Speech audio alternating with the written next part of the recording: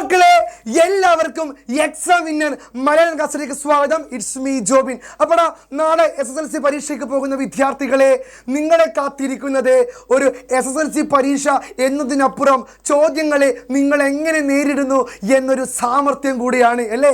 നമുക്കറിയാം എക്സാമിൻ്റെ പാറ്റേൺ ഒക്കെ മാറി വരികയാണ്. അതേപോലെ നമ്മുടെ മലയാളത്തിലും ആ ഒരു പാറ്റേൺ മാറി എന്ന വിവരം നിങ്ങൾക്കറിയാമല്ലോ. അപ്പോൾ കുറച്ച് സമയം കൊണ്ട് നമുക്ക് എന്ത് പഠിച്ചാലോ, മലയാളം എങ്ങനെ കൃത്യമായി എഴുതാം, സമയവും നിർദ്ദേശവും മാർക്കും കൃത്യമായി അടയാളപ്പെടുത്തിക്കൊണ്ട് മലയാളം ഫസ്റ്റ് എക്സാമിനേഷന് പോകുന്ന മക്കളെ, കേരള പാഠാവലിയുടെ SSLC കേരള പാഠാവലി എക്സാമിന് പോകുന്ന മക്കളെ, നമുക്ക് നമ്മുടെ ചോദ്യപേപ്പർ കയ്യിൽ കിട്ടിയാൽ എന്തൊക്കെ ശ്രദ്ധിക്കണം, എത്ര വെയിറ്റേജ് ഉണ്ട്, ഏതൊക്കെ പാഠത്തിൽ നിന്ന് എന്തൊക്കെ ചോദ്യം നമുക്ക് പ്രതീക്ഷിക്കാം എന്നതൊക്കെ കൃത്യമായി പറയുന്ന ഒരു കൊച്ചു വീഡിയോ ആണ്. നിങ്ങൾ അവസാനം വരെ കണ്ടാൽ നിങ്ങൾക്കതൊരു ഗുണമായി തീരും. ഓക്കെ, അപ്പം നമുക്ക് പോകാം. നാളത്തെ പേപ്പർ എങ്ങനെ നിർദ്ദേശങ്ങളാണ് നമ്മൾ ആദ്യം വായിച്ചു നോക്കേണ്ടത് അല്ലടാ. നമുക്ക് ക്വസ്റ്റ്യൻ പേപ്പർ കയ്യിൽ കിട്ടിയ ഉടനെ നിങ്ങൾ ചാടിക്കേറി ഉത്തരം എഴുതാൻ നിൽക്കരുത്. ക്വസ്റ്റ്യൻ നല്ലപോലെ വായിച്ചു നോക്കുക. മലയാളം എക്സാമാണ്. പഴയ കാലത്തു നിന്നും ഒരുപാട് പാറ്റേൺ മാറി വന്നു അല്ലേ. ആദ്യത്തെ 15 മിനിറ്റ് സമാശ്വാസ സമയമാണ്. ചോദ്യങ്ങൾ വായിക്കാനും ഉത്തരങ്ങൾ ക്രമപ്പെടുത്താനും ഈ സമയം വിനിയോഗിക്കണം അല്ലേ. ആദ്യത്തെ 15 മിനിറ്റ് എന്താണ് മക്കളെ? കൂൾ ഓഫ് ടൈമാണ്. അതിൽ കുറഞ്ഞു പോകരുത്. ആ 15 മിനിറ്റ് കൃത്യമായി ചോദ്യങ്ങൾ വായിച്ച് മനസ്സിലാക്കുക. പിന്നെയോ ചോദ്യങ്ങളും നിർദ്ദേശങ്ങളും ശ്രദ്ധാപൂർവം വായിച്ച് എല്ലാ ചോദ്യങ്ങൾക്കും ഉത്തരം എഴുതണം അല്ലേ. A അല്ലെങ്കിൽ B എന്ന തരത്തിലുള്ള ചോദ്യങ്ങളിൽ ഏതെങ്കിലും ഒരു ചോദ്യത്തിന് ഉത്തരം എഴുതിയാൽ മതി.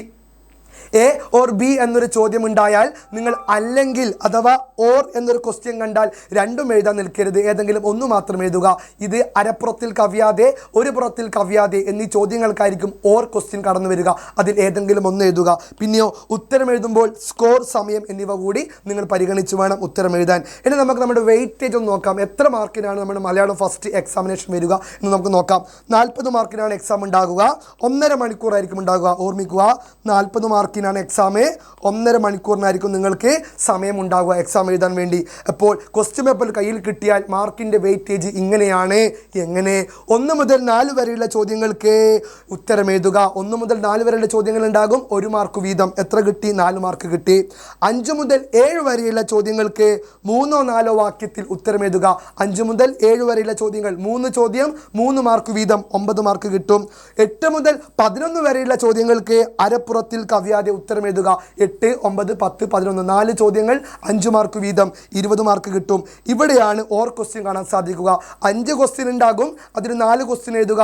ഒരു ക്വസ്റ്റ്യന് 5 മാർക്ക് വീതം, 20 മാർക്ക് അല്ലേ. 4 ക്വസ്റ്റ്യൻ 5 മാർക്ക് വീതം, 20 മാർക്ക് നമുക്ക് ഇവിടെ കിട്ടും. ഒരു ക്വസ്റ്റ്യൻ ഓറാണ്, അത് ഒഴിവാക്കുക. പിന്നെ താഴെ തന്നിരിക്കുന്ന ചോദ്യത്തിന് ഒരു പുറത്തിൽ കവിയാതെ ഉത്തരം എഴുതുക. അവസാനത്തെ ചോദ്യമാണ്. 2 ചോദ്യം തരും. അതിലേതെങ്കിലും ഒന്നിന് ഉത്തരം എഴുതുക. അതൊരു എസ്സേ ടൈപ്പ് ക്വസ്റ്റ്യൻ ആയിരിക്കും അല്ലെ. 7 മാർക്കിൻ്റെ ചോദ്യമാണ്. അതിന് ഒരു പുറത്തിൽ കവിയാതെ ഉത്തരം എഴുതാനായിരിക്കും ആ ചോദ്യം ഉണ്ടാകുക.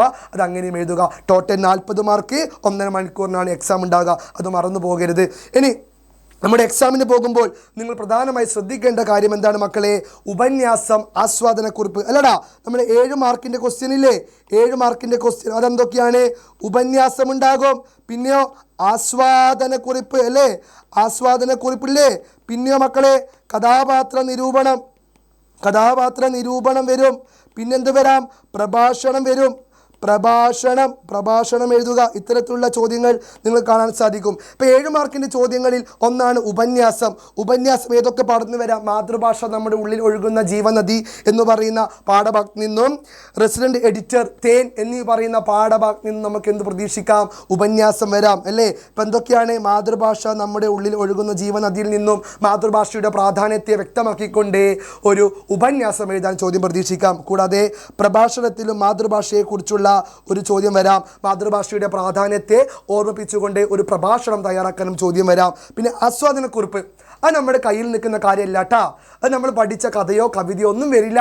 അത് പുറമേ നിന്ന് ഏതെങ്കിലും കഥയോ കവിതയോ തന്നെ നിങ്ങളോട് ആസ്വാദനക്കുറിപ്പ് എഴുതാനും ചോദ്യം പ്രതീക്ഷിക്കാം. അപ്പോൾ തലക്കെട്ട് കൊടുത്ത്, ആമുഖം കൊടുത്ത്, ആശയം, അർത്ഥം എന്നിവയൊക്കെ കൃത്യമായി എഴുതി ഉപസംഹാരം കൊടുത്ത് ഒരു പുറത്തിൽ കവിയാതെ 4 പാരഗ്രാഫാക്കി വേണം എന്തെഴുതാൻ? ആസ്വാദനക്കുറിപ്പ് എഴുതാൻ. മക്കളെ, പുന്നാര മക്കളെ, നിങ്ങളത് മറന്നു പോകരുത്. പിന്നെ കഥാപാത്ര നിരൂപണം ചോദിക്കാം. എന്തൊക്കെയാണ്? കഥകളതി മോഹനം അല്ലേ.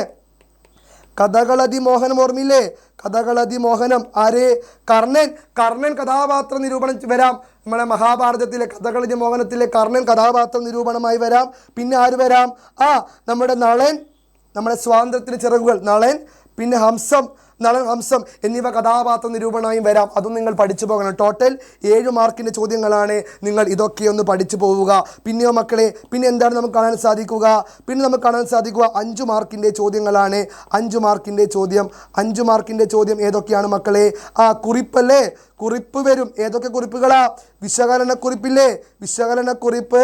പിന്നെയോ താരതമ്യക്കുറിപ്പ്, താരതമ്യക്കുറിപ്പ്, വിശകലനക്കുറിപ്പ്. പിന്നെ ഏതാണ് മക്കളെ? താരതമ്യക്കുറിപ്പ്, വിശകലനക്കുറിപ്പ്. എല്ലാം പോയില്ലോ. ഓക്കെ, വിശകലനക്കുറിപ്പ്, വിശകലനക്കുറിപ്പ് വരും. പിന്നെ മക്കളെ താരതമ്യക്കുറിപ്പ്, താരതമ്യക്കുറിപ്പ് വരും, താരതമ്യക്കുറിപ്പ് വരും. പിന്നെയോ നിരീക്ഷണക്കുറിപ്പ്, നിരീക്ഷണം എഴുതുക. പിന്നെ അഭിപ്രായം, അഭിപ്രായം എഴുതാൻ വരും. വ്യക്തമാക്കുക, വ്യക്തമാക്കുക. മക്കൾ ഈ ചോദ്യങ്ങളെല്ലാം എത്ര മാർക്കിൻ്റെ ചോദ്യങ്ങളാണ്? 5 മാർക്കിൻ്റെ ചോദ്യങ്ങളാണ്. ഇത്തരത്തിൽ താരതമ്യക്കുറിപ്പ്, വിശകലനക്കുറിപ്പ്, നിരീക്ഷണം, സ്വാഭിപ്രായം വ്യക്തമാക്കുക, ഇത്തരം ചോദ്യങ്ങളൊക്കെ വരും. ഓക്കെ, താരതമ്യക്കുറിപ്പിൽ കർണൻ, ദ്രോണർ എന്നിവരെ കുറിച്ചൊക്കെ പറയുന്ന പാഠഭാഗങ്ങളില്ലേ, അതൊക്കെ ഒന്ന് ഉഷാറായിട്ട് പഠിക്കുക. ഈ 5 മാർക്കിൻ്റെ ചോദ്യങ്ങളായി നമുക്കിതും പ്രതീക്ഷിക്കാൻ സാധിക്കും. ഇതൊക്കെ അരപ്പുറത്തിൽ കവിയാതെ അല്ലേ, അരപ്പുറത്തിൽ കവിയാതെ വേണം എഴുതാൻ. ഇതൊന്നും ഒരു പേജ് എഴുതി വെക്കാൻ പാടില്ല, അരപ്പുറം മാത്രം. ഇതുകൂടാതെ 1 മാർക്കിൻ്റെ ചോദ്യം, 3 മാർക്കിൻ്റെ ചോദ്യം. 3 മാർക്കിൻ്റെ ചോദ്യം എന്താണ്?